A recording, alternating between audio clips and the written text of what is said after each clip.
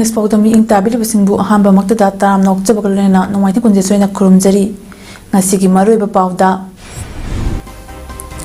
Kuki narco terrorist singna maitei singda landarakhiba numit mi ahumbu ningsingduna mafam kayada tongan ba tharom sing pangthoknakre Manipur da thokliba irang athuba matamda loshilu haiduna imatare na lu kokthokduna cycle rally chatkre Relief camp talariba inmate chungna makoibu mayum da halhanbiro foreigner sing makoi gi maram da halan ko haibagi wakat fam sing chatakre Lunina Supreme Court na Arvind Kejriwal bu interim bail pinaba khanarba yai mapungaba pau miyam da bizari Laman khumnabagi wakal thadoduna nakal animak punna phaminaduna amatta oina punchinaba hotnasi haina Imphal Naga Forum gi Secretary AS Hongpro Simrena Fongdorakre waphamasi haukiba chahigi me humdagi haudna koki militants singna chatharakliba iranga si chahi ama farakpaga mailenena taragi chaisuna senduna peace and solidarity with the victims of the crisis haiba hiramda pangthokiba observation of third mega mailenena fongdokibani Thoramaduda taragi chaishugi advisor Padmasri awardee Aribam Syam Sharma Advisor Ratan Thiam Imphal Naga Forum ki General Secretary AS Hongpro Simre amadi Taragi Chaishugi Chairman Khaidi Manina athoiba mithunglen sing oiki Tharamaduga mari lena Imphal Naga Forum ki Secretary General Secretary AS Hongpro Simre na hai numit nini humnida luishinba yaraba lan adu lengakna thawoidabadagi amadi matik chana yengsil haudabadagi ngasidi chahi amamapung Lan tauduna leire aikoi masiagi marakta yengsinaduna leiba laman khumnabagi wakhalonda adumak leirabadi kaidawnungda lan asi losinba amadi tangdu leitaba lamdam ama hanjilakpa ngamloi ngasi chahi amapung faraba lan asigi matungda mathangi khongthang karino haiba kana amatana khangba ngamde nakal anigi marakta wari shanaduna tangdu leitaba puraknaba hotnami lan asigi warishin ama puraki hairabadi athuba matamda nakal anigi marakta wari shanaba yamna mathautai makhatana lan asi adumak chathaduna leirabadi awonba amata purakpa ngamloi amadi miyam amata oina ponsinaduna achetpa firep ama lawminaduna peace laknaba lambida chatnaba hotnasi haina su fongdoki official na su Manipur da human rights ki phongau mere na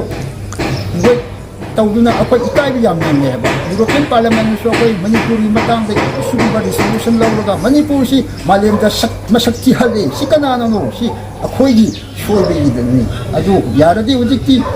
masi tang ahum dagi akwai achetpa resolution amal lawlaga athuba matamda warushen ama rokninga akwai mayam changaga hotminarasi loina India ki geopolitics na lamdam masigi miyam asi mashagi citizen ama oina khalaktabana maram oiraga lamdam asigi miyam prithibhi asidagi mutkiba yana leiri haina Coordinating Committee on Manipur Integrity Kokomi gi Coordinator Thoksom Somarendra na fongdorakli Kokomi na sinduna Chin Kuki narco terrorist singna lamdam asida landarakhiba numit adubu ningsingduna Palace Compound da leiba iboyama sumang lila sanglenda pangthokpa 365 days of Chin Kuki narco terrorist aggression in Manipur haiba hiramda nomogi oiba miyam ga khananengnabagi tharom ga mailena mahakna hai numit chahum humfumanga farak labalan asi ngasisu awanba amata leitri masigi mahutta nomogi mi sijilakli India lengak nasu lan asi external aggression na torokpani haira fawbada ngasi fawba micham miyam halakla fawbudisu karisu tawdna wahai amata haidana leirakpasina lan asi losinbagi phibam ama uraktre Maram masna lamdam masida leiminariba furup khuding punsinduna apunba ama oibagi thabak pangthopa tangai fadaba du lakle mahakna hai chahi ama chapchana faraklaba lan asi losingi hairabadi nahana losinba yare masida indiana sanariba aronba agenda amadi policy asi ekoi lamdam asida leiminariba furup khuding nasu khanglaba amani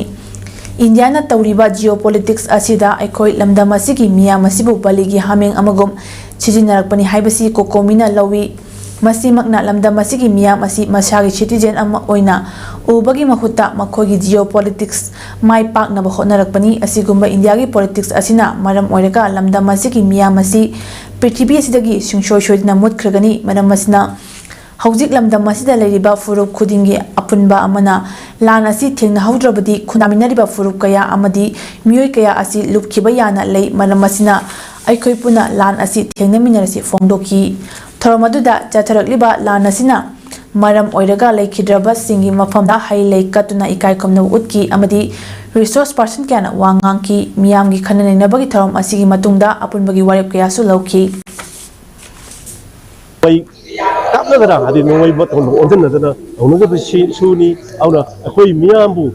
लोसननबा होनरपदुगो policy money हाइना को खमजरगा हौजिपि अखोई मणिपुर खुलाबिनरिबा हौजि तोंगान नपाक नपाक तानरि मयामसे उनसिनरगांदा अखोई अदेगी तोंगान community पुंजलगा मसे लासे थेंगौदगदि मणिपुरगी खुंदाइबा तोंगान खुद कयासु मी कयासु अखोई people singje koi lukwe agi people lai aduna manipur khundamene ba kudimona koi kunna lakmina si hai mamang chahigi me humda mireibak dagi lakpa kuki narko terrorist singna iramda manipura landaraktuna maitei kayagi yum mai thakiba mara laijidraba mioi kaya punsi longkiba thodok ningsingba amadi tungda sigumba thodok amuk thoktanaba miyamna ningsingduna leinaba ima leibakta shingnarappa numit haiba hiramda nomogi oiba miyamgi khannainabagi mifamama Federation of Civil Society Folks Manipur na senduna yangoi ningthau community hall Bisnupurda ngasi pangthokre Tharamduda Federation of Civil Society Organization Folks Manipur gi President Thoidingjap Manihar Bisnupur Akoiba Apunbalo Bag gi President Loitongmam Devjan Manipur Kaitel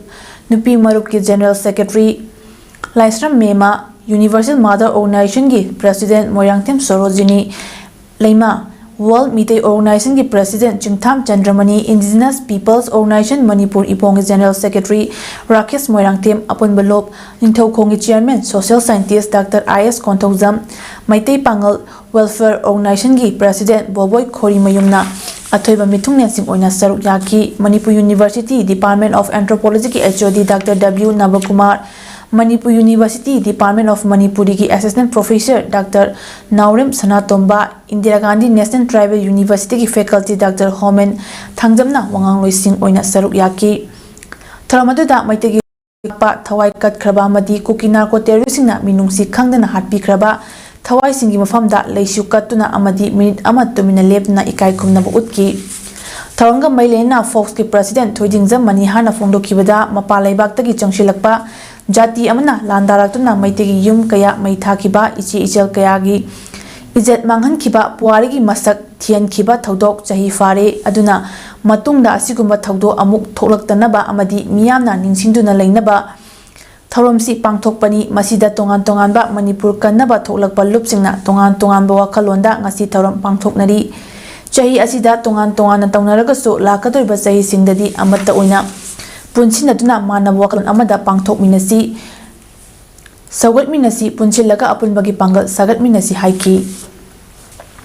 Hebasi when Makana Matani Sahida Amadi Fuser de la Hawada Basing that when a Pangtok and the Gadaba Dugaba Pangchalama Wavenina Masajenda Amad Tokan Puna Togan from the Pangtok Regasu Pandakila by elegant migrants in Manipur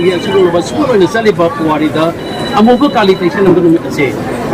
Karamba Bongo Hazarakanda, Karamba Takan Tolakanda, whom when is Alogada Badulaba, Mamina do, Tim Madonor and the Pukun Pangtok and the Cyber, upon the ski for the Unified Peace Coordinating Committee UPCC Kumbisu ngasi kumbi kaithialda thokliba lana sigi chahi ama mapung pharakpa numit bu makeup thokpa numit haiduna lekhidraba thoba thobi singi photo da haikalekat tamkhre kumbi da leiba tongan tongan ba school gi Mahayui sing kaya yauna maya paibi sing nasu imaleba ki damak thawai kat khraba singi mafamda milu pirang kaya sinthana thamoi shuna haikalekat tamkiba duda kumbi kendra ge MLA S Premchandra su saru yaki Tharamdu pangthokbagi matangda UPCC Kumbigi Women Wing gi Vice President W Sardana numit asi mitei khunai na kauba ngamnaroidaba puarida amuba kalina idna lehorogadaba numit ni fongdoki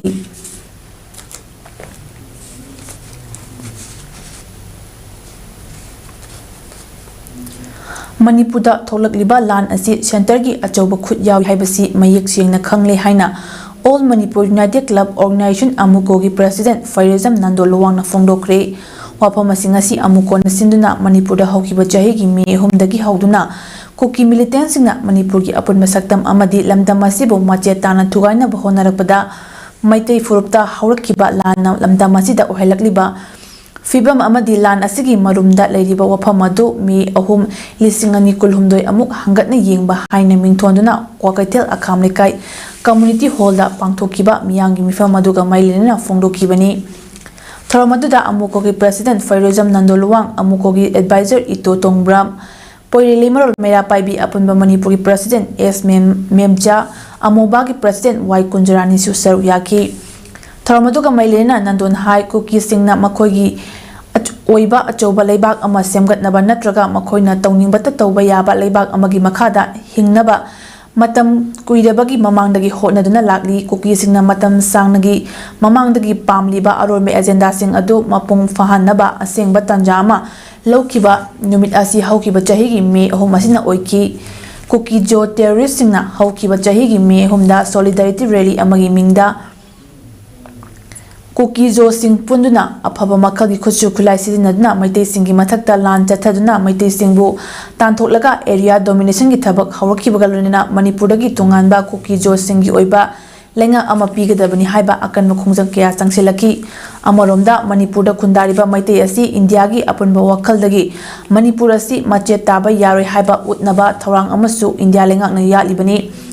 Maru ओइना मैतैसिंगना ngaliंgai matamdagi hauna lanfam kayada mayokngaduna manipurgi apunbagi saktam kaidnaba lamkhai kanduna lakibani haujiksu siba jangba thidana maitaisinga lanthengnagani haina achetpa firep amagalorina lepli maitai amadi kuki singi marakta misi mina yawba ungkhatnaba asi india lengangna thawoina thokhalibani haibada haimanba thokloi haina su fongdoki asida surrender torabra na daga nak nolabra haiba wang su hangningi aduna bias leiba security forcing ase masi manipur gi leimai da sum lei makai di ki jo terrorist singi attack sungliap de kiroi makoi adum ningan nabale dina torokani aduna asigumba bias leiba security forcing ase masi su manipur gi leimai da matam kuina leiba gi morian dai leite aduna makoi basu han khoi base manipur yamna lawkhom gi ya wa ko ममांग चहिगी मेगी तांग अहुमदगी हौदुना मणिपुर इरांग असना मरम ओदना लेखिद्रबा मियोइसिंगी मफमदा हेकत लेकत तंबत ओइनना इरांग असि चहि अमा फारकपगी थरम येलहौ मिमि कपथोकप नुमित ngasi ibudau thangjing panana sinduna moirang college ta pangthokre thawmaduda irang asina maram odna lekidraba imung manungi miyoising moirangi akoibida leiba miyam amadi school college ki mahairusingna lekidraba singi mafamda haika lekat tamduna ikai kumnaba utpagalonena layamnenda ingna chikna layunaba thawniki क्वाक्ता ward number 8 तक लेखिद्रबा युमनाम जितेंगी ममाना फोंदोखिबदा महाकी मचानुपाना इमालेबाकी दमक थवाइना पोंथा पीख्रबसु mama अमा ओइना महाकी थमोइदा नुंगाइतबा लेति अदुबु चही अमा फारकलबा इरांग असि इरांग नेमे हाइरगा मची मची खुदिंगी इरांग असि नेमबगी mummy उदबा सिदि इमालेबाक असि कनबा ngamlaroidra चही तरे खुंताखिबगी थौदो ताराद्रा हाइबगी अकिबदी फावी मरमसना पालिबा लेंगकना इरांग असि अथुबा मतमदा लोइसिनबिदना इरांग असि लोइसिनबियु हाइकी तोरबुंग बाजार ममांगदगी लेखिद्रबा रोकी थिंगोंगी अपोपी थिंगोम सपनाना फोंदोखिबदा लेंगाक असना थोकलिबा इरांग असि खंगसिन उसिनदना लेबा असि तसेंग नुंगाइते लेंगाकना खंगसिन उसिनदना लेरबनिना खुलाई पिरो ममा ओइबिसिंगा ओइना लांथेंगनरगे हाइकी थरमदुदा लेंगाक असिगी minister Govindas Konthoujam MLA T H Shanti MLA T Robindro अमदी एमएलए समनसम प्रेमचंद्रसु लाकना हाइकत लेकत तंबदा सरु याकी इसादा लाला लायेंगे ले आइरा मिलेबा आइगे मागे दे का सुहाय दे खाइते लान फामे होती खुलाई पीरो अकोई थवोई दे थुन ताबी दे ना दा हाबी दे बा अकोई खुलाई पीरो होती इसा पंगी मांग रे कोई होती कादो नि हिमुदना लान थिंगगी खुलाई पीरो बा दिदी के ममांग चहेगी मे अहुमदगी हौदुना म्यांमारदगी चंगलकपा कुकी नार्को टेररिस्टसिंगना मैतैदा लंदारकिबा मैतै कयागी युम मै थाकिबा मियोय कया हाटकिबा खुलंगाकपदा मजातिगिदमक मियोय कया थवाई कटकिबाबु निंगसिंदुना नंबोल केंद्रगी मनुंगचनबा उटलौदा साबा प्री फैब्रिकेटेड हाउस दा लेबा इनमेट अमदी पीस कमिटी नंबोल एसिना सिंदुना मेगितांग अहोम असिबो मैतै मितैगी मिकअप थोकपा नुमित हाइना अहानबा ओइना पालन थोरम पांगथोकपा हौख्रे थरमदुदा प्री फैब्रिकेटेड हाउस दा लेबा अमदी मखोइबु यंगसिलिबा कमिटीगी मियोइसिंगना सरु याबगा लोनना खुलंगाकपदा थवाई कटखरबा थौबसिंग अमदी कुकी मिलिटेंटसिंगना हातोपिख्रबा मरालाजिद्रबा चमजरबा मियोय कयागी मफमदा हाइकलेका तमकी inmate amana phongdokhibada palan asi pangthokpagi maramdi Myanmar-dagi changsilakpa kuki-singna aikhogi kanglei paksida uwa kokthokduna popi thajilakpa asibu state government na thingnaba hotnarubada atamnana chingi mafamsingda leiba maitai mitei-singda khut thaduna hatpa tuppa yauna aikhoibu tanthorakhiba numit asidagi aikhogi thajaba pumnamak mangkhiduna kuki haiba jati asi kanglei paktagi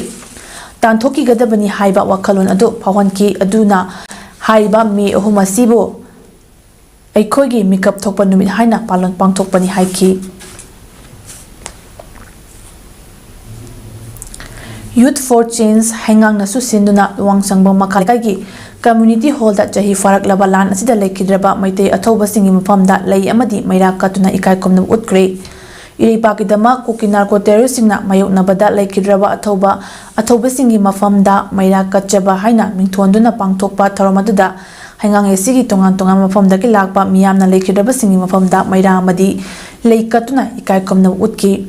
Tharamaduk Mailena Youth for Change के executive member Laisram Nagisna Jahi Farak Laba Lana Sibo Mapung Fan Lushinba Ngamnaba Maite Furuk Asi Amata Oina Punsinba Matam Oire Maru Oina Lan Asida Hakting Nina Saru Yadaba Singnasu Lan Asida Hakting Nina Saru Yariba Singda Pangba Yaba Mating Pangsi Lunina Lengak Nasu Mitop Sing Mapung Fan Tak Tokpa Ngamnaba FMR Lau Tokpa Haukiba Sigumna Mating Leba Tabak Sing Taubiu Haiki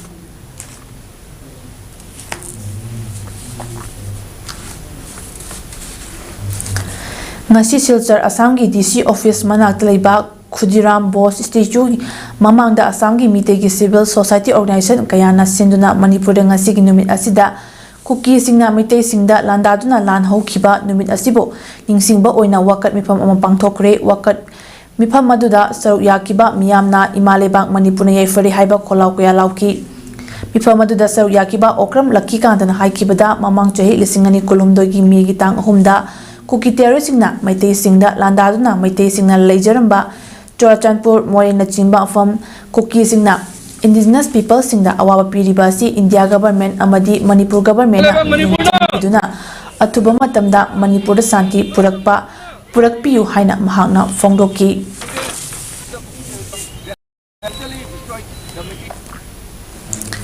Haukiba jahi lisingani kulumdogi migi tang ahumdagi kuki narco terrorist singna maitei singda landarakpa ngasi kathana jahi ama mapung fakre thawung asibu yaningda phongdok aduna Manipurgi mafam kayada paksana pangthoknabagom pangai yangdong dasu pangthokre PYAL thawgai pangai yangdong PYYDA amadi maira paibi pangai nasinna pangthokiba ngasi yaningda phongdokpa aduda maikai kyada ki lakiba myoi kyana saru yakibaga lorena kuki MLA taragi ifiji su maithakre Thokliba irang asina malam oiraka lekai asidagi lekhidraba haubizam Somen Kumar amadi Okram Sanaton Singh loinena irang asina malam oiraka Manipur ngamkhai ngakna hotnabada lekhidraba thauba singi mafamda saruk yakiba miyamna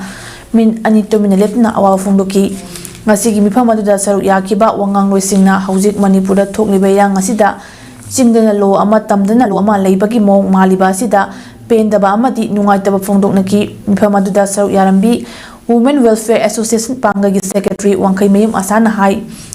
Tungi Yumbi Oigadoriba Hawalak Liba Naha Kayana Masagi Matau Kautulaga Makuta Kulai Padna Maribak Ngak Liba Isa Singasigi Tungi Punsi Marai Bakadom Dano Hankibaga Lunana Atubada Irangasi Loshinaba Palibalenga Asna Honebu Haiki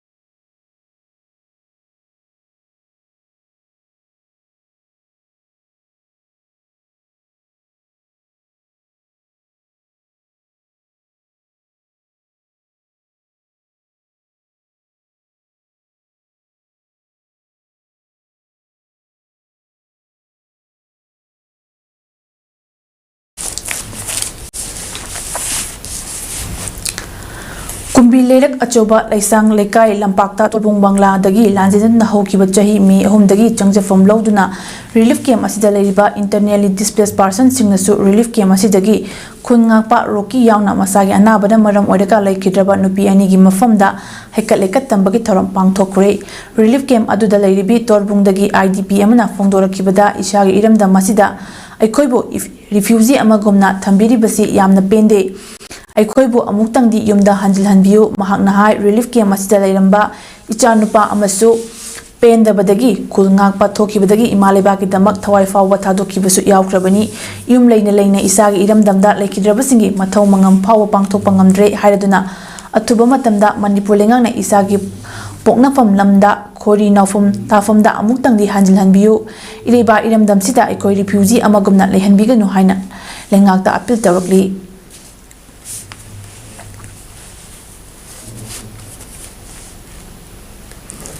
Nakan Amaromda Yelhomi Mikap Thokpa Numit Thauram Angongambi College Relief Camp Sindna Ningthokong Bazar Temporary Market Pangthoki Thauramatuda Ekoi Kayam Kuina Relief Camp da Leikigani Yum Ukidaba Chahi Kumjama Farakle Jarabasu Chadrabasu Isagi Yumda Leiba Fanganbiu Kangleipa Asi Mitaina Lanjina Duna Leiba Asi Nungaiti Haiba Plekar Sing Sizinaki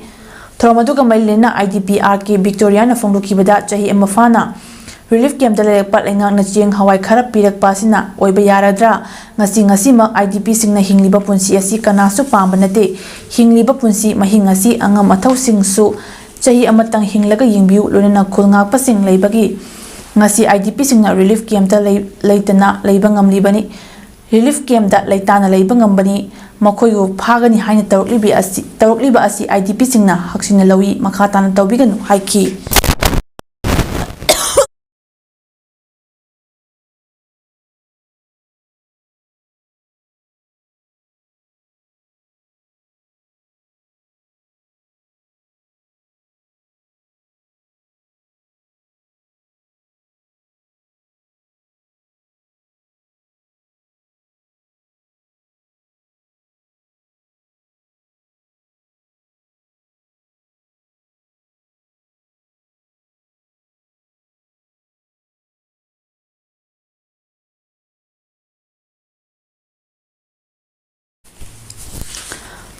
Amaramdasu Yelhomi Mikap Thokpa Numit Tinungai Defense Committee Amadi Tinungai Apun Maya Paibin Sinduna Tinungai Bazata Pangtoki Tharum Adudasu Irang Asida Lekidraba Tinungai Gi Mui Singdasu Hekalekatamki Nakan Amaramdasu Moirang College Block A Amadi B da Hangliba Relief Camp Inmate Chungna Sinduna Moirang College B Campus Dasu Yelhomi Mikap Thokpa Numit Tharum Pangtoki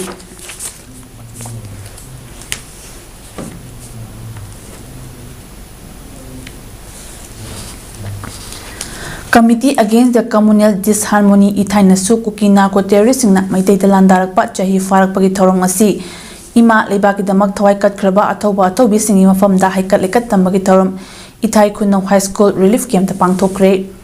Lanasina Maram Oiraga Lanjenaratuna Relief Camp ta Changja From Loduna Leibasing Lamdamdugi Miyam Yauna Arambai Tengol Ithai Amadi 80 Kasampa 49 Unit ki volunteer sing so Haikat Lekat Tamba Aduda Saruk Yaki Thoramaduda Committee Against the Communal Disharmony Ithai President K. Gyanesona Ngasi Manipur gi Tungan Mafum Sinda Numit Asigi Palan Thorom Kaya Pangthok Liba Si Chap Manaba Nungi Oiba Wakalun Amatada Pangthok Haningbagi Apambo Wafam Fongdoraki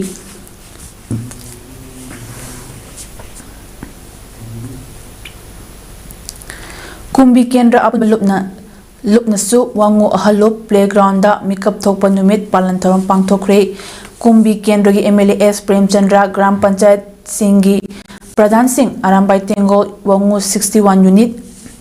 Thomi Singh Yauna Lamdamdugi Masing Yamnaba Maya Paibi Singh na Imaliba Kidamak Thawai Kat Kraba Athoba Singi Mafamda Haikat Lekat Tamduna Lekidraba Singi Thawaina Mapugi Mafamda Ingna Chikna Layunaba Minute Ani Tumina Lepna Ikai Kumnabas Utki MLAS Prem Chandra Numit Asina Lakpada Lamdamasigi Miyamgi Thamoida Kaubangam Larudaba Numit Ama Oina Lehoragani Imalibaki Damak Thawai Katkraba Athoba Thobi Singh Kayana Thawai Fawba Pamubalina Lebaki Damak Punsi Fawba Katkibasi Lehoriba Ikuinasu Imalibaki Damak Chapchana Kongpam Amata Handana Leminaba Matautai Fongdoki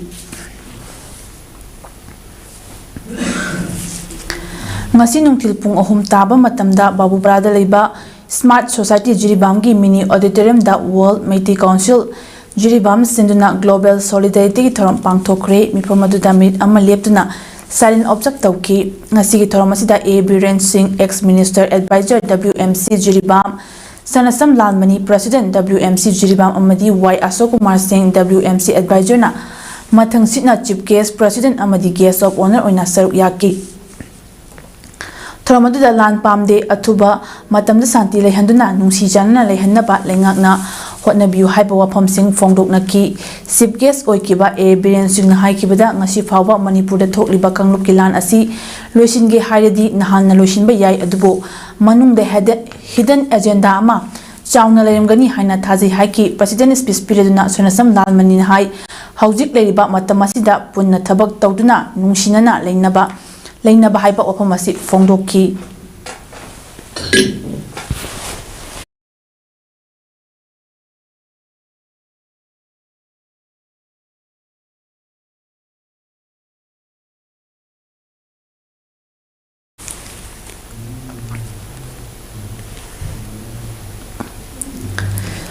Indigenous peoples namthanaba hotnariba India ki policy asi aikoi khangba mathau tabada natna policy asi thadaba ama changi masigi dama aikoi punna thengnaba mathau tai haina Meitei Resistance Forum na phongdorakli kuki narco terrorist na Meitei da chatharakli balana ngasi chahi ama pung fabaga mailena iramda masi bukanana bagi damak thawaina ponta pikraba thawbasingi mafamda ikai khumna utpa oina ngasi Meitei Resistance Forum na sinduna numit asi yelhomi mikap thokpu numit Rising Day for Indigenous People haina kangna mamangda candle katpagi thoram ama pangthokliba thoram asiga mailena Meitei Resistance Forum gi General Secretary Oinam Dorin hai kuki narco terrorist na chatharakli balan asi matam sangadagi plan tawtuna lakpa amani haiba ngasidi miyam pumba khangnare lan asi numit kharanida loisinba yaba sibo Indian na British loilamgi sason amagom lamdam asigi indigenous people sing namthanaba hotnabana mapalamdagi chonglakpa narco terrorist asibu sawatna silakpa amakhakni haina lawbaga loina Indian na chathariba loilamangi policy asi thadapa ama mathautai masigidamak aikoi pumnamak punchinduna thabak tawminaba tai amadi chatharakliba lan asisu aikoi thengnagadabani lan asi tasingna loisingi hairabadi narco terrorist sing takthokpa ama changi maramasna aikoi India gi policy su khangi nakal amada lan asisu thengnaba tai phongdoki nasigi thoramadu za tongan mafam sing te lakpa miyamna lan asina maram oiraga thawai thakraba athoba singi mafamda candle amadi haile katna ikai khumna utki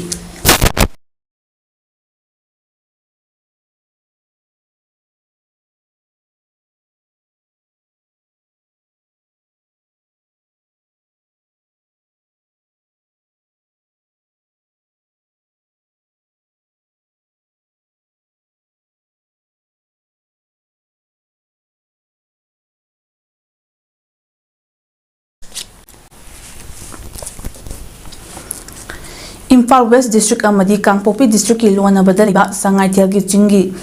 mafam amada sakhangdabasingna lotna thamlamba khulai kya fagat pangamkhre khulai sing Imphal West District Police ki SP KSC bakanta ki meeting makhada ngasi numidang wairam Pachoi Police Station ki OC KS Sunil Kumar na luchingba Imphal West District Police amadi 5/9 GR ki apunba team amana kosham na chathaba operation amada fagat pangamkhibani Fagalaba khulaising adudi hand grenade mari 7.62 SLR gi kapa yari pa maru yang manga point kunthani toy pistol gi maru manga walkie talkie ani motor shell ani carbine ama magazine yauba country made pistol ama amasung 9mm CMG carbine amani Fagalaba khulaising adu makhata ba investigation gi damak pasoi police station da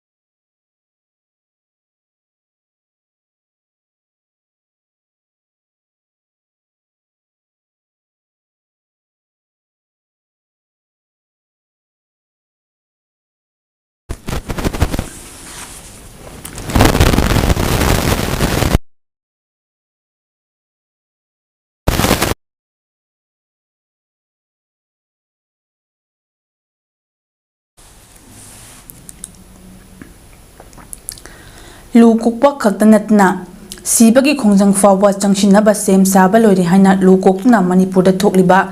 Iran asigi warashin ama puraknaba India government amadi Manipur lengangna athupa matamda hotnagadabani haidna sekmaidagi kangna tamna secretary lakibi jingtham subitana fongdokre haukiba chahigi mi humdagi haudna koki militant singna makogi tonganba administration ama semnaba hotnabada maitei frupta akanba mongda lan horakpadagi chamjarba micham miyam kayagi yum kai maina thabata natna micham miyam kaya ama halaklaba phawbada lengang asina karisu tawba ngamduna leiriba si athuba matamda lan asigi warashin ama purakadabani haidna changchilapa khongjang amagi saruk ama oina malemgi mafamda amukta thokiriba mongda sekmaidagi ima tarit na nupi oibagi fajaraba ko ki samkok thoktuna Manipur da thokliba irang asigi warashin ama purakpa pami haidna kangla tamna lakiba khongjang aduga mailenena fongdokibani khongjat aduga mailenena chingtham subitana hai Manipur da thokliba irang asi chahi ama mapung fazilakla phawba warashin ama purakpa ngamdana leiriba si athuba matamda Manipur lengakna loishinduna miyam mahausagom tangdu leitaba pibam amada hinghalu irang asi karigumba lenga asina loisinba ngamdrabadi makhatana lu kokpa khakta natana sibagi khongjang fawba changsinaba sem sabasu lori haina fongdoki akoi nupi oiba akoi mama tare ngasidi lamdam sigi nungsiraba iraisa sing mikap thoktana lerambado ngasidi akoi tare na lusingaga isagi samhawba kakhatlaga ikai khumna punamak mangdona makok charaga isa singi tumduna leramba singdo mikap thokro ngasidagi mapi mapa oiba singjo ngasidagi mikap thokpiro lampham asida punna khongdamina duna ngasidi iramdam ase ingna sikna hinba pungsi ama oihambiro haiduna akoi kangla sida lai khungba laksagani ima tare ki matung imbiduna tumduna leramba iraisa sing ngasidagi mikap thokpiro haiba khulaw se ngasi thamjarangi BJP lengakna Manipur da khundamina liba kanglup amaga amagagi marakta nungsinadana pau tamsinbadagi ngasi thokliba irang ngasi thoklakpani haina CPI Manipur State Unit ki Secretary amadi India Block ki Convener Ketrimayum Santana lenga ki mathakta maral sirakli ngasi BD rota leba Congress Bhavan da pangthokiba pau yumpham amada waprum asi phongtokladuna Santana hai Manipur da thokliba irang ngasi BJP lengakna thokhanbani lenga asna kanglup phurup naiba midyeng kaya amaga gi marakta yenglakpa kanglup amadana ama hajinba amadana ama amuk hajinbadagi thoklakpa achoba issue amani haibada haimanba thokloi miyamna ngasi wana hingliba si center da lenga mapu oriba Narendra Modi amadi Manipur Chief Minister Nongthombam Birena wahanbani BJP gi double engine lenga asina policy tawba haitabadagi ngasi ki phibam asi lakibani lamdam asida leminariba phurup khudingma nungsi chanana leminahanbagi wakalon khanbagi mahutta phurup sing asida hu kamsinbadagi tholakpa irangni haina su fongdoki Manipur da waiting for parties की Indian session की मधु session की वजह ने हदर यामना नुआइना अकोइना 18 लोक सभा सिदा अकोइ यामना smoothly अकोइ MPCC ने पुथोरपा केंद्रीय रानी अल्फ्रेड अंगम अकोइ अल्फ्रेड अदुगा अकोइ एमोल पोइजम अनि मते अकोइना यामना स्मूथ वेना सवतना अकोइ प्रजागी साजो खमुन Mamang chahi lisingani kulhumdoi megi tang ahumdagi hauna chataliba Manipur ki kanglup ki irang asina maram oiraga yum thatutna relief camp talerpa ngasi chahi ama chapchana sure aikhoibu isa yum da halhanbidna tangdu leitana lehanbiru haina ngasi kakching kaithel da leiba nawalai lampakta kuki narco terrorist na mayum makai maina thatok pikraba amadi irang asina maram oiraga mayum makai thatutna lanjenarakuna Kakching District Headquarter ki manungda hangliba tongan ba relief camp tarukta changjafam lawduna leiriba inmate amadi Kakching gi miyamna wakan phamduna khongjang changsinkhre wakan phamaduda saru yakiba inmate na makhogi penda bopam kya phongdukna khibada aikoi relief camp ta leirakpa ngasi chahi ama chapchana mapung fare aikoi kayam kuina relief camp ta leikhigadawri bano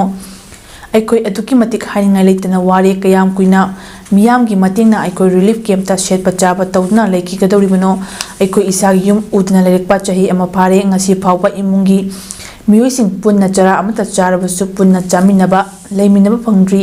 miyamna pirakpa phi khara shetlaga chaba machet tumba machet tawna lerekpa si ꯑꯗꯨꯛꯀꯤ ꯃꯇꯤꯛ ꯍꯥꯏꯅꯤꯡꯉꯥꯏ ꯂꯩꯇꯅ ꯋꯥꯔꯦ ꯏꯆꯥꯁꯤꯡꯒꯤ ꯇꯨꯡꯒꯤ ꯄꯨꯟꯁꯤꯅ ꯀꯔꯤ ꯑꯣꯏꯒꯗꯧꯔꯤꯕꯅꯣ ꯍꯥꯏꯕ ꯉꯝꯗꯦ ꯂꯩꯉꯥꯛ ꯑꯁꯤꯅ ꯑꯊꯨꯕꯗ ꯊꯣꯛꯂꯤꯕ ꯂꯥꯟ ꯑꯁꯤ ꯂꯣꯏꯁꯤꯟꯕꯤꯔꯣ ꯂꯩꯉꯥꯛꯅ ꯂꯥꯎꯊꯣꯛꯄꯤꯈꯤꯕ ꯏꯟꯃꯦꯠꯁꯤꯡꯒꯤ ꯃꯌꯨꯝ ꯃꯀꯩ ꯁꯥꯕꯤꯒꯅꯤ ꯍꯥꯏꯕꯤꯈꯤꯕ ꯋꯥꯐꯝ ꯊꯕꯛꯇ ꯑꯣꯟꯊꯣꯛꯄꯤꯗꯨꯅ ꯑꯩꯈꯣꯏꯕꯨ ꯏꯁꯥꯒꯤ ꯏꯔꯝꯗꯝꯗ ꯍꯜꯍꯟꯕꯤꯗꯨꯅ ꯇꯪꯗꯨ ꯂꯩꯇꯥꯅ ꯂꯩꯍꯟꯕꯤꯔꯣ ꯍꯥꯏꯕ ꯇꯣꯉꯥꯟ ꯇꯣꯉꯥꯟꯕ ꯋꯥꯐꯝ ꯀꯌꯥ ꯐꯣꯡꯗꯣꯛꯅꯈꯤ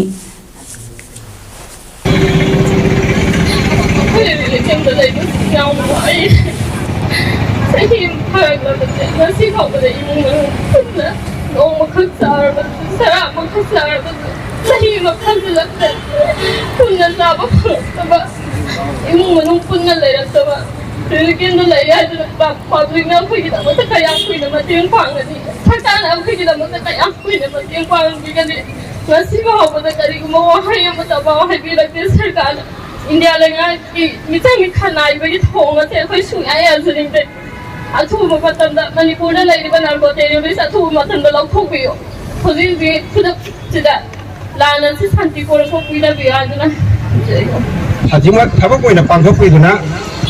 lebi ba SOSing CSOSing amadi sarkar ki maikaida pulap tasanana pulap khana minadana khoi sia thu patamda yung kai sadana khoi sang bi natragadi khoi hajik koi thuna leiragadi ana hek yaure ahalaman oiba subanom bu farakta ba aduna khoi yang waba punsi ma da leirabani ngasi wakar infam aduda miyamna aikoi relief camp ta lenendre yumna hanjarage chahi ama mapung faraba lan khudak taloisilu michang mikai naiba manba india lenga ki thawung yaningde manipur gi apun bagi saktam kai bi yaroi ima lebak ni yaifari haina thaba play card chung pai baga loina kolau oina su lauki ki thawung michang mikai relief camp ta leningre yumda aikoi relief camp ta leningre yumda Manipur ki saktam Manipur ki saktam Manipur Kuki invasion to indigenous people of Manipur haiba banner gi makhada chin kuki narco terrorist na chatharapa lana maram oiraga tungan ba relief camp singda leiriba internet displaced people singna ngasi chingjamai bazar da lana si loishin biu foreigner sing makoi gi maram da halhan biu haina wakat infam chathakre Wakar Infamadu Saru Yakiba Committee on Protection of Meitei Victims Mori ki Chairman Laisangtep Inauja Singh Nahai Myanmar dagi changlakpa kuki singna landarak padagi lanjenar na tungan ba relief camp singda leiba mayanga punna kusam na ngasi gi wakar informasi chatabani lan asina maram oiraga lanjenar na leirakpa ngasi chahi ama chap chana phare asigum phiba masilenga na sinbiduna ani shuba amuk ehanbidanaba waishin ama sinbiyo awaba taraba kaya asi una khangna Lengak na tawgadaba sing tawbiraktabadagi oirakpani kuki singna Myanmar dagi changlakla landarakna iramdam asida aikoi mayam asi refugee amagom relief ta lengak na hauba hautaba piriba sina chara ama charaga khanglakpa chahi ama chapchana fari maram asina lengak na tung koina chatnanaba lamdam asida NRC implement tawbiu amadi mitei bu ST list ta chalhanbidna lamdam asidagi foreigner sing mamut tana Khandok bidna makoi gi maramdamda halan bidna yelho mi aikoi sing khaktagi oiba lamdam ama ohenna ba sinbiu fongduki jatakiba wakat infamaduda implement NRC in Manipur save India save Manipur deport illegal cookie immigrants abrogate suspension of operation su haibena chingba play card kaya supai ki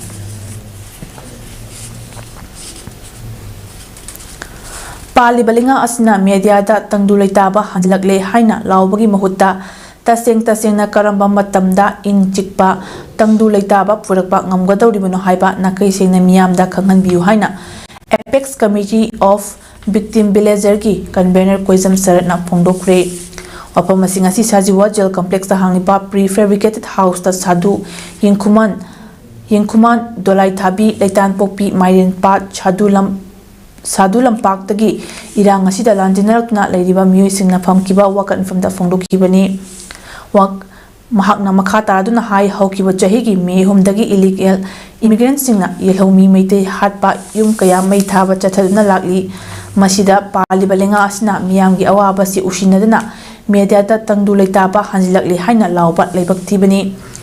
tasengna hanjilapagi mami miyamna uba phangtri inmate sing karamba matamda yumda changba fangadawribano Laibak chiraba miyam asigi yenglaga lenga asna chinda laupa natana ꯊꯕꯛ ꯑꯣꯏꯅ ꯑꯊꯨꯕꯗ ꯇꯪꯗꯨ ꯂꯩꯇꯥꯕ ꯍꯟꯖꯤꯜꯂꯛꯇꯨꯅ ꯂꯥꯟꯖꯦꯟꯅꯔꯤꯕ ꯀꯌꯥ ꯌꯨꯝꯗ ꯆꯪꯕ ꯐꯪꯍꯟꯒꯗꯕꯅꯤ ꯍꯥꯏꯈꯤ꯫ ꯋꯥꯀꯠ ꯃꯤꯐꯝ ꯑꯗꯨꯗ ꯂꯝꯗꯝ ꯑꯁꯤꯗ ꯑꯊꯨꯕ ꯃꯇꯝꯗ ꯏꯪ ꯇꯞꯄ ꯄꯨꯔꯛꯀꯗꯕꯅꯤ, ꯑꯊꯨꯕ ꯃꯇꯝꯗ ꯂꯥꯟꯖꯦꯟꯅꯔꯤꯕꯁꯤꯡꯕꯨ ꯌꯨꯝꯗ ꯍꯟꯖꯤꯟꯍꯟꯒꯗꯕꯅꯤ ꯍꯥꯏꯕ ꯈꯣꯜꯂꯥꯎ ꯀꯌꯥꯁꯨ ꯂꯥꯎꯈꯤ꯫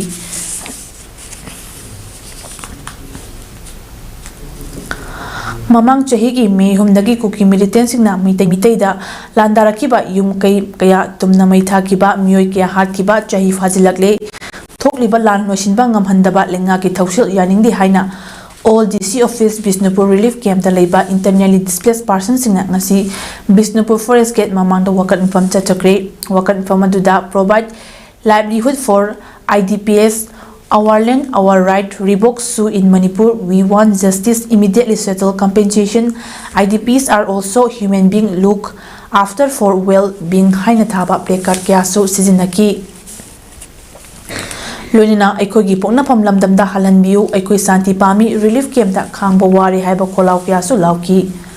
Wakat mifam aduda saru yakiba IDP singna thoklibा lan asi lengang loisingi hairabadi loisinba yarabani, loisin hanbiro isagi iyeibakta refugee oiba hingbagi mamal yahondaba, hingbagi mamal yahondaba tokpiro sidanaba haidna relief campta chaka hawai khaktaga chadna khangba chahi phare I watpa amadi sonbana IDP khudingmak anaba oinare. Aduna relief campta hingbagi mahut masa masagi yumda halanbiroidaba oiragana IDP sing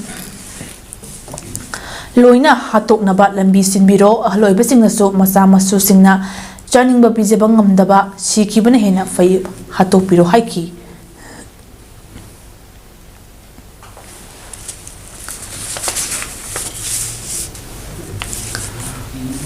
Manipuri kanbalup makal kasar asamna iramda Manipurda thokliba kukina maiteida landarakpagi chahi ama mapung pharakpa sida lan asida thawai napontha oikraba amadi maitei relief camp singda leiriba singi mafamda ikai khumnaba utpagi tharom ama Manipuri guest house konjeng leikaida pangthokre.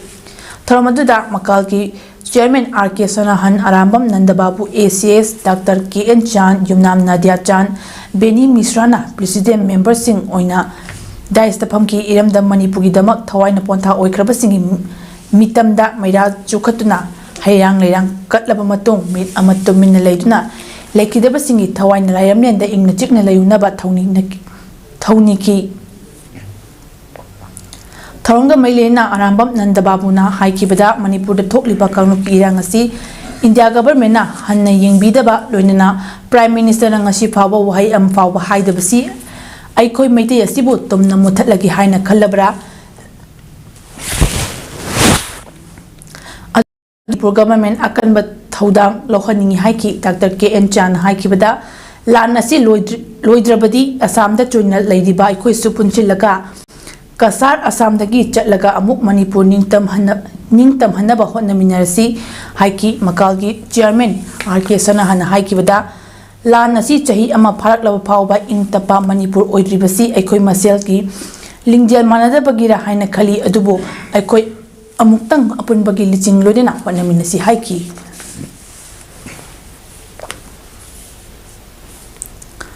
Lan asina maram oiduna yumda hanjinba ngamdraba miyuising athuba matamda makoi yumsingda hanjinnaba lengang sinbiyu haina Society Theatre Manipur Secretary Srikanta Pochangmamna lengaki pungning chingchilakli ngasi theatre asiki office ta pangthokiba paw infam amada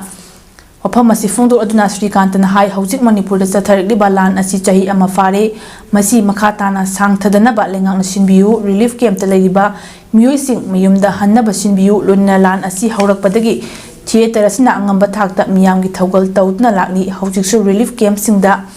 Charlie Chaplin live on stage free of cost so utna miyamgi thaugal tawri theatre asibu lingkhat piramba oja laikhidraba Padmasri awardee GC Tongbana matamgi thaudo wathoksing amadi khunai asoiba singda yumpham oiba lila drama kya pothokna lakli madugi khudung induna theatre asina matamgi social issue singi mamisu drama da tahanna honari loinana chahi ama faraba lan asi makha sangthabidanaba Manipur lengang na sinbiu haina su phongdoki.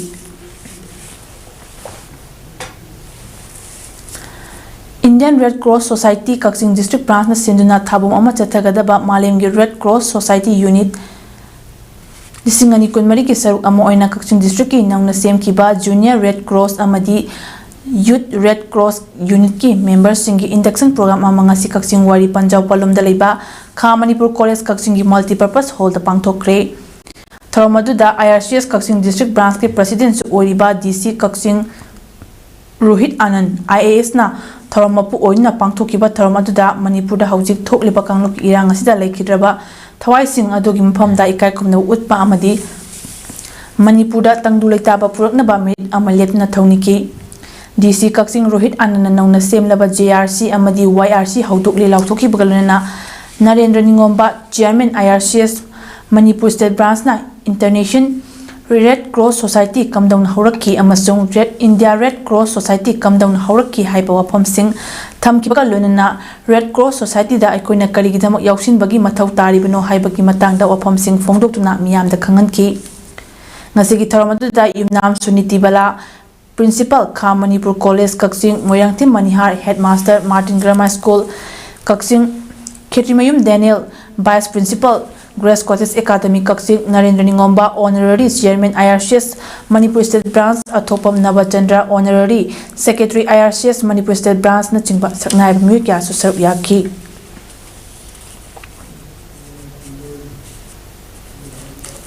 Agartala Manipuri literary and cultural forum Tripura सिंधुना कवि असांग मीना केतन की चाही 119 सुब मपोक Koeman थरम पांगथोक्रे थरम साहित्य परिषद की president L वीरमंगल Singh मरुप पाउची की RK तरुजित साहित्य अकादमी मेंबर खोसनाम बिरोला खुनाई की L रंजन शर्मा मिथुंग सिंह ओइना सरुक याकी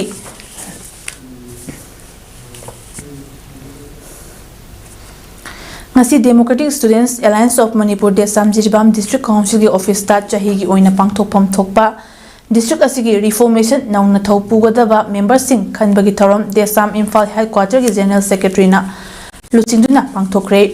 थरम असिदा हाना देसाम की प्रेसिडेंट की फमपुरंबा लाइश्रम पिलाक्सना हाइखिबदा महाकना पोथाखरबा मतुंगदा नौना फम पाइरिबसिंगना देसाम बुतेक तकाइदना कुनाय असिगी अमदी महैरुई सिंगी थरम थौगाई कया पाइरकनी हाइबगी थाजबले हाइना फोंगदोपगलना चाही अनि अनि की ताम पुगदबा देसाम जिरिबाम डिस्ट्रिक्ट काउंसिल की थौ पुगदबा मेंबर सिंह की मिंग लाउथोक्रे फम पुगदबा सिंह अदुगी मनुंगदा TA संतोषना प्रेसिडेंट Y तोंबना वाइस प्रेसिडेंट N विवेकना सेक्रेटरी जनरल TH नावबना secretary organisation and coordination TH Johnson secretary education M Shivraj secretary finance ओइबगा लोनेना अतै म्यू क्यासु याउरी लेंगाकना मतम चाना मियेंग संगदबदगी फिबम सोकलबा इम्फाल यारिपोक लंबी की सरुक ओइबा कोंगबदगी कैराव बिट्र सन्नम फावबगी लंबी असी मतमगा चुनबा मओंगदा सेम्बा लोइसिनबा ओल कोंगबा रोड यूनाइटेड क्लब ऑर्गेनाइजेशन की मखादा लैरिबा क्लब सिंगना मै लेनबसिंगदा तक्सिलकले लोइना कोंगबदगी हौरकलिबा ड्रेन चेनबगी थबक असी पेनिंगाई ओइदे नोंजु था यौरक्तिङैदा मखा ताना बामोन कंपुदगी कैराव बिट्र सन्नम फावबगी मरक्तसु ड्रेन चेनबा यावना लंबी सेंबा हौगदबनी करिगुम मै लेनबा लेंगा की अथॉरिटीना मियामगी वकत ताद्रबदी लंबी थिंजिंबा यावना ममांगदा उखिद्रिबा खोंजंग कया चंगचिनबा सेम सारे हाइना सेक्शन वा थमलकली चिंगतम सोशल वर्कर यूनियन की मिहुत अमना फोंदोरकपदा इम्फाल यारिपोक की फिबम सोकलबा लंबी असी सेमनबा मियामना मखल कया की खोंजंग चंगसिनबा लेख्रे मसिगी सरुक अम ओइना all Kongba road united club organisation ना अचौबा थौदांग लौदुना लेंगाकता तक्सिनबदगी लंबी असी सरुक अमा ओइरिबा कोंगबदगी ड्रेन चेनबगी थबक पाखतपा हौरकलबनी अदुबु थबक सुबदा तप्पा मंगम सानदबना नोंजु था ममांगदा लंबी सेंबा लोइबा ngमगनी थाजद्रे मरमदुना पालिबा लेंगा असना लंबी अमदी ड्रेन सेंबगी थबक असी अथुब मतंदा लोसिनबियु हायकली लोकसभा मिखल की यिंगना दिल्ली चीफ मिनिस्टर अमसुंग आम आदमी पार्टी की लुचिंबा अरविंद केजरीवाल बो इंटरिम बेल पीनबा खनरबा याय हाइना सुप्रीम कोर्ट ना फोंदोक्रे मनी लॉन्ड्रिंग केस अमगा मैरेना केजरीवाल बो एनफोर्समेंट डायरेक्टोरेट ना फाकिबगी मायोक्ता थारकिबा पेटिशन अमा हियरिंग तौरदना जस्टिस संजीव खन्ना अमसुंग दीपांकर दत्तना साबा बेंच अदुना हाइकिबदा मार्च 19 दा चीफ मिनिस्टर केजरीवाल बो फाकिबगी मतमगी मतंगदा ꯁꯦꯡꯗꯣꯛꯐꯝ ꯊꯣꯛꯏ ꯍꯥꯏꯅ ꯏꯗꯤꯗ ꯈꯪꯍꯟꯈꯤ ꯁꯤएम ꯀꯦꯖ꯭ꯔꯤꯋꯥꯜꯕꯨ ꯏꯟꯇꯔꯤꯝ ꯕꯦꯜꯗ ꯊꯥꯗꯣꯛꯀꯗ꯭ꯔꯥ ꯍꯥꯏꯕꯒꯤ ꯃꯇꯥꯡꯗꯁꯨ ꯁꯨꯄ꯭रीम ꯀꯣꯔꯠꯅ ꯈꯟꯅꯒꯅꯤ ꯍꯥꯏꯅ ꯖꯁꯇꯤꯁ ꯁꯟꯖꯤꯕ ꯈꯟꯅꯥꯅ ꯐꯣꯡꯗꯣꯛꯈꯤ ꯃꯁꯤꯒꯤꯗꯃꯛꯇꯁꯨ ꯏꯗꯤꯅ ꯗꯥꯏꯇ ꯂꯧꯅꯕꯒꯤ ꯁꯦꯝ ꯁꯥꯒꯗꯕꯅꯤ ꯍꯥꯏꯕ ꯋꯥꯐꯝꯁꯨ ꯐꯣꯡꯗꯣꯛꯈꯤ ꯑꯗꯨꯝ ꯑꯣꯏꯅꯃꯛ ꯗꯤꯜꯂꯤ ꯁꯤएमꯒꯤꯗꯃꯛ ꯀꯣꯔꯠ ꯀꯥꯔꯛꯈꯤꯕ ꯑꯚꯤꯁꯦꯛ